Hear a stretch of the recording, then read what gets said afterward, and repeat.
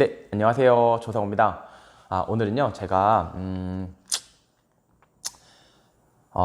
중고등학교 때도 부동산 과목을 정규 과목으로 해야 된다라는 주장을 좀 하고 싶어요. 그러니까 왜 그렇게 생각하게 됐냐면요, 정말 중요한 의사결정이거든요. 그러니까는 저는 생각할 때 중요한 걸수록 제가 마음대로 결정할 수 없다고 생각을 해요. 여러분, 엄마 아빠 선택할 수 있어요? 선택 못하죠. 형제자매 선택할 수 있어요? 선택 못해요. 여러분들 자식을 어떤 자식으로 낳고 싶다고 선택할 수 있어요? 선택 못하잖아요. 제일 중요한 거, 여러분들이 태어날지 말지 선택할 수 있나요? 선택 못해요. 중요할수록 선택하기가 어려운데 여러분 배우자도 마찬가지고요. 그만큼 중요한 의사결정이 부동산을 사고 파는 의사결정이라고 생각을 합니다. 그래서 부동산을 사고 파는 의사결정도 따지고 보면 여러분들이 자유롭게 선택한다고 생각하지만 선택할 수 있는 선택지가 여러분들 뭐 예산이나 뭐 사는 지역이나 뭐 고향이나 잘 따져보면 선택지가 그렇게 많지가 않고 굉장히 중요한 선택이기 때문에 또 여러분들한테 그런 어떤 자유가 개입될 수 있는 그런 여지가 많이 작은 선택이기도 하죠. 근데 그렇게 중요한 선택을 하고 사실 부자와 빈자를 나누는 어떤 결정적인 어떤 그 뭐라고 할까요? 터닝 포인트가 되는 그런 분기점이 되는 그런 중요한 선택인데 그 선택에 대해서 가르치는 데가 하나도 없어요. 고등학교 때 저 배운 기억이 없고요. 중학교 때도 배운 기억이 없죠. 이거는 잘못됐다고 생각을 합니다. 좀 사람이 솔직해야 돼요. 솔직히 우리가 중고등학교 때 뭐 지구과 한국지리, 전 한국지리를 좀 좋아했는데 좀 잘하기도 했고 지금도 기억나는 게 뭐 펜현상 막 그 분지를 넘어갈 때 이렇게 언덕을 넘어갈 때 그 뭐 수분 팽창, 수분 단열돼서 막 공기가 뜨거워지고 습기를 머물다가 내려가면서 막 비를 뿌리고 그래서 대구가 분지니까 뭐 그래서 비가 많이 내리고 뭐 이런 얘기를 막 외우고 그랬는데 이해도 하려고 하고 사실 그게 돈 버는데 도움이 돼요? 사는데 도움이 안 돼요. 왜 그런 거를 솔직히 그렇게 열심히 배웠는지 지금 돌이켜보면 좀 황당한데 그래서 저는 그냥 솔직하게 진짜 인생 살면서 정말 필요한 것들 그런 것들을 하다못해 근로계약서 보는 법 중고등학교 때 가르치고 아파트 전세계약서, 매매계약서 쓰는 법, 그리고 재건축, 재개발 그런 거 가르쳐서 시험 보고 그게 공정하지 않아요? 왜 쇠가 빠지게 그 한국지리 열심히 배워갖고 공부 열심히 해서 학교 선생님이 시키는 대로 공부한 사람들 세월 지나고 났더니 아니 강남 북부인들 부동산 강의 들은 사람들은 다 부자 되는데 나는 나라에서 시키고 선생님들이 시키는 것만 공부했더니 그지 만드냐고요. 그러지 말고 그냥 공정하게 그냥 그때서부터 부동산 공부를 다 가르쳤으면 솔직히 지금 강남 북부인들이 강남 북부인 못했어요. 그 펜현상 공부 잘하는 애들이 지금 강남 북부인보다 당연히 부동산도 더 열심히 공부했을 거기 때문에 더 부자가 돼 있을 거거든요. 그러니까 솔직히 그냥 정직하고 그냥 딱 깨놓고 돈을 터부시하지 말고 자본주의잖아요. 그거를 있는 그대로 다 어렸을 때부터 가르쳐가지고 그냥 그 펜현상 공부할 시간에 그냥 열심히 그 부동산 공부 시켜서 열심히 공부한 사람이 부자가 될 수 있게끔 해주는 게 더 바람직하다라고 생각을 합니다. 그래서 제 생각에는 어쨌든 뭐 제 생각이고 지금이라도 어쨌든 그 부동산 공부를 해야 되는데 부동산 공부 중에 지금 중요한 거 한 개 제가 가르쳐 드리려고 해요. 뭘까요? 주택임대사업자랑 임대차 3법에 대해서 얘기해 보려고 하는데 주택임대사업자라는 게 뭐예요? 결국은 너 주택을 임대하는 사업을 해. 주택을 임대하는 사업. 너 사업하라니까 임대하는 사업해. 그거 하면 혜택을 줄게. 라는 게 주택임대사업자예요. 그럼 임대차 3법은 뭐예요? 임차인 한 번 받잖아. 임차인 한 번 받으면 너 잘 생각해라. 4년은 살게 해줘라. 너가 들어가서 살지 않는 한 4년 살아야 돼. 4년 살고 월세도 너 맘대로 못 올려. 싸게 오래 살게 해줘. 이게 임대차 3법이에요. 이게 두 개가 무슨 관계가 있지? 잘 모르겠죠. 두 개가 사실 하는 역할이 똑같아요. 주택임대사업자는 말하자면 뭐라고 할까? 주택임대사업자는 예컨대 애플이라면 그 임대차 3법은 갤럭시예요. 둘 다 스마트폰이야. 아이폰 사고 싶은 사람은 아이폰 사는 거고 갤럭시 사고 싶은 사람은 갤럭시 사는 거예요. 그게 무슨 소리냐? 둘이 약간 대체제 관계에 있거든요. 일단 우리나라 어쨌든 사람은 집을 사서 살든지 소유권을 사서 살든지 빌려서 살아야 돼요. 어디든가 살고 잠을 자야 되잖아요. 그러니까 국가 입장에서는 그 임차인들이 편안하게 생활의 터전을 잡고 잠을 잘 자고 살 수 있는 집을 마련해 주는 게 정말 중요한 그 어떤 국가가 할 일이에요. 그래서 우리나라 헌법에 보면 주거 생활은 국가가 보장한다. 뭐 이런 헌법 조항이 있어요. 그러니까 뭐 결혼 생활은 국가가 보장한다라는 말도 헌법에 있거든요. 그것처럼 주거 생활을 위해서 국가가 노력해야 된다라는 게 헌법에 있어요. 제 기억에. 그만큼 꼭 필요한 거거든요.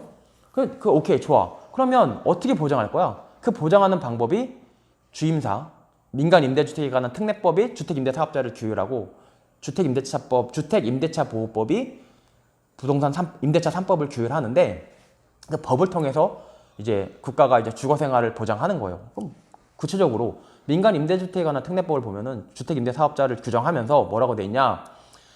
임대인들한테 야 너희들 10년, 4년, 8년 또는 10년 오랜 시간 동안 임대를 줘. 그 대신에 월세도 좀 조금만 1년에 5%만 올려. 그리고 10년 동안 계속 그냥 막말로 싸게 좀 해줘. 10년 동안 5%만 올리고 싸게 좀 월세 줘. 그러면 너 그거 내가 종부세도 합산 배제해주고 다주택자여도 내가 봐줄게. 종부세도 안 걷고 양도세도 내가 조금만 거둘게. 거주주택 비과세라고 해서 내가 봐줄게. 다시 말해서 임대인들한테 야 사탕을 줄게 하면서 야 그 대신에 월세 좀 싸게 받아 라는 게 주임사, 주택임대사업자예요. 똑같은 역할을 하지만 아까 말한 임대차 3법 이거는 뭐냐면 사탕은 안 줘요.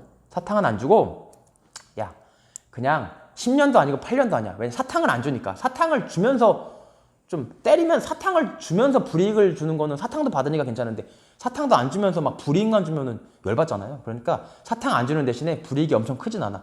야 10년 하지 마. 4년만 해. 5% 못 올리는 5%만 올리는 거는 1년에 5% 2년 있다가 5%만 올리는 건 똑같은데 야 4년만 해줘. 4년만. 대신에 너가 들어가면 내보낼 수 있어. 그 대신에 사탕은 따로 없다. 아무것도 없이 넌 해야 되는 거야. 라는 게 임대차 3법이에요. 그런데 보세요. 2014년도 보세요. 우리나라가 보면은요. 2008년도에 한번 집값이 꼬꾸라지고 2009년까지 꼬꾸라지고 사람들이 무서워서 집을 안 샀어요. 집 사면 돈을 잃어버리니까 집을 안 사면서 돈 있어도 죄다 전세를 사는 거야. 그러니까 전세값이 막 올랐어요. 그러니까 2014년도에 전세값이 오르니까 막 국민들이 또 부글부글 하는 거지. 월세값 너무 비싸. 전세값 너무 비싸. 이 국가가 뭐야. 헌법에 주거생활 안정을 위해 노력한다고 되어 있는데 하는 게 뭐가 있어? 라고 하니까 박근혜가 야 그래 그러면 주택임대사업자라는 제도를 만들 테니까 임대인들 불러. 야 너네들 야 얘네들 지금 난리 났어. 우리 보고 헌법 안 지킨다고 난리 났어. 빨리 좀 월세 좀 깎아줘. 그럼 너 나 뭐 해줄 거야? 야 내가 종부세 안 걷고 양도소득세도 깎아줄게. 빨리 그 주택임대사업자 해가지고 10년 단위로 빨리 등록해. 등록하면은 내가 월세 그리고 5%만 올려. 그럼 내가 혜택을 줄게. 라고 시작이 된 거란 말이에요. 됐는데 그건 웬걸? 그러니까 갑자기 근데 사람들이 막 돈이 많아졌죠. 돈이 많아진 게 막 기술 개발되고 하니까 사람들이 갑자기 막 사실 미국이 기술 개발한 건데 이제 우리나라도 영향을 받으니까 막 돈이 점점 많아졌단 말이에요. 원래 인간들은 항상 열심히 살기 때문에 돈이 많아져요. 기본적으로. 그래서 걔네들이 돈이 많아지니까 국민들이 돈이 많아지니까 또 집을 사는 거야. 근데 왜 집을 살 수가 있어? 종부세로 후드려 패면 집을 살 수가 없어요. 근데 주택임대사업자 등록하면 종부세를 안 받는단 말이에요. 양도세도 깎아주고 대박. 돈은 생기는데 주임사 사야겠다. 야 주임사 하면 종부세 안 낸대. 사. 막 사요. 다주택자들이 늘어나. 그러니까 웬걸 매매 가격이 막 오르기 시작하죠. 막 사니까. 그러니까 매매 가격이 2017, 2018 막 난리가 났어요. 또 코로나 터져갖고 금리까지 낮아지니까 막 더 난리가 났어요. 그러니까 야 큰일 났다.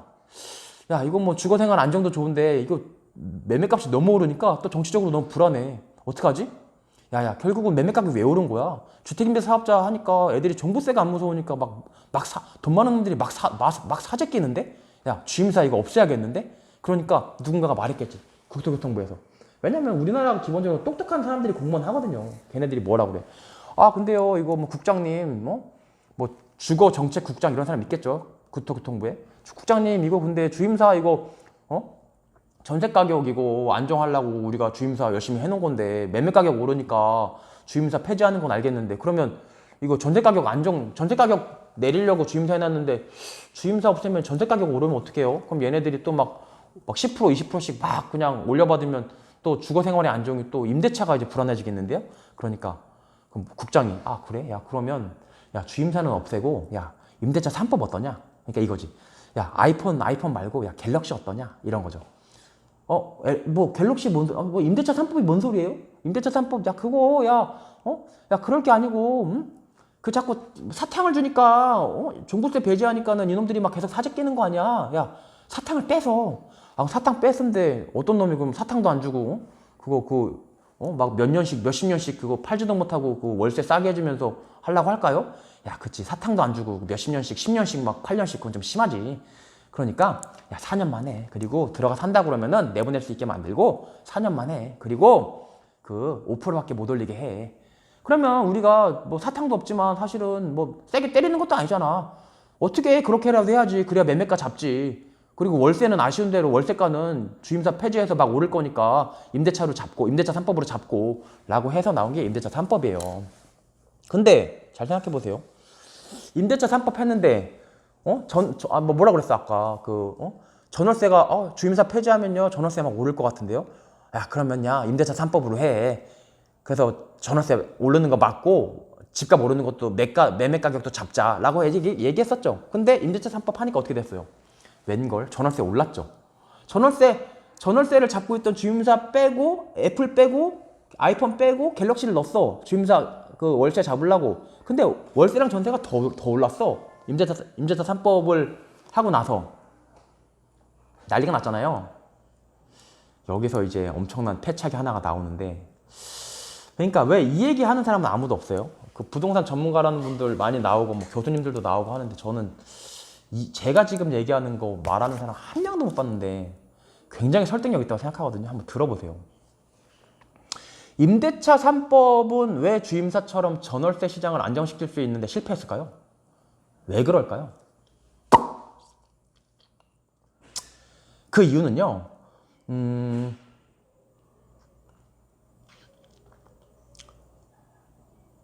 어차피